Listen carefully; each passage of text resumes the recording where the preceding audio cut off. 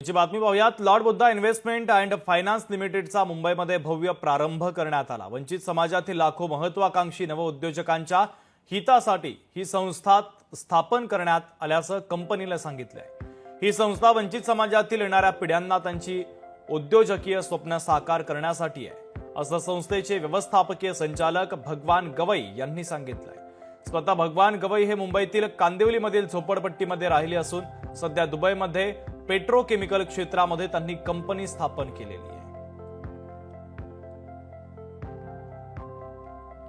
Lord Buddha finance and investment limited he company form केलेली आहे 2021 ला आणि संकल्पना अशी आहे की या बँकेचं या कंपनीचं रूपांतर नॉन बँकिंग फायनान्स कॉर्पोरेशनमध्ये करून जे यंग एंटरप्रेन्युअर्स आहेत, काही SMEs आहेत आणि काही यंगस्टर्स आहेत, यांना बिझनेसमध्ये प्रमोट करणे, त्यांना फायनान्शियल सपोर्ट देणे, skill development, entrepreneurship development train करून त्यांना प्रॉपर बिझनेसमॅन तयार करणे हा आपला उद्देश आहे।